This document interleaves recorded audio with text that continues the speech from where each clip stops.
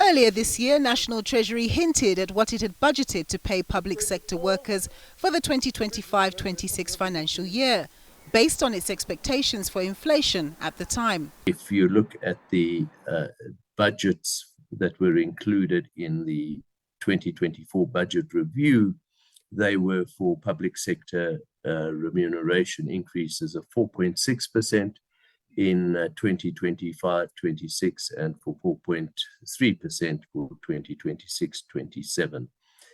Those are more or less in line with what we expect inflation to be in those particular years.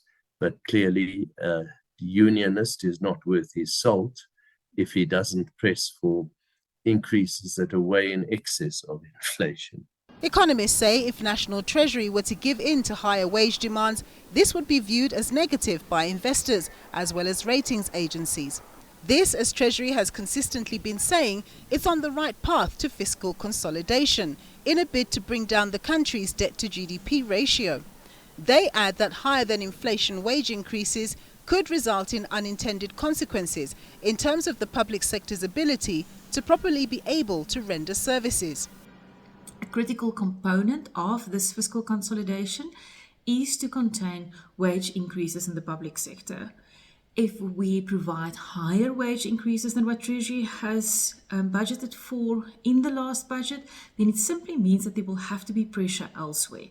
So either we then have to spend less on goods and services in the public sector, or there is pressure on employment in the public sector, both of which will have significant consequences for service delivery. The public sector wage negotiations may serve as a test for the government of national unity, given the different stances on austerity budgets.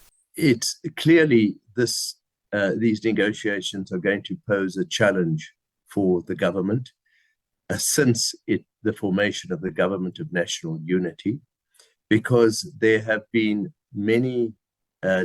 much dissension within the ANC's ranks about whether or not the party should be going ahead with a GNU and an alliance, especially with the Democratic Alliance. And there's been a lot of opposition to the notion of a GNU, not only from opposition parties such as the MK and the EFF, but quite clearly from within the ANC's ranks, and in particular COSATU and the South African Communist Party. And clearly the negotiations around public sector remuneration are a wonderful vehicle through which those elements opposed to a GNU can actually start putting pressure on their own party colleagues who decided to go into the GNU. And in particular also because we are talking here about public sector remuneration. There's a concern that an above-inflation public sector wage increase may result in upward inflationary pressures, which economists argue could also result in the Reserve Bank taking its foot off the rate-cutting cycle pedal. And ultimately, there's a view that short-termism, when it comes to wage increases, will diminish the government's attempts to achieve fiscal consolidation.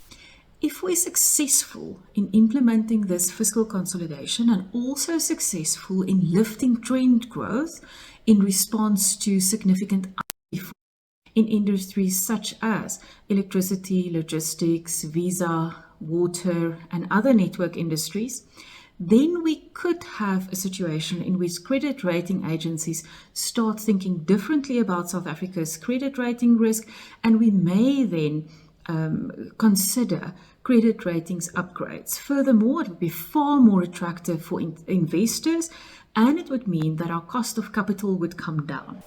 It's early days in the public sector wage discussions, and it's become usual for unions to start at a high unattainable level in terms of their wage demands in the initial phases.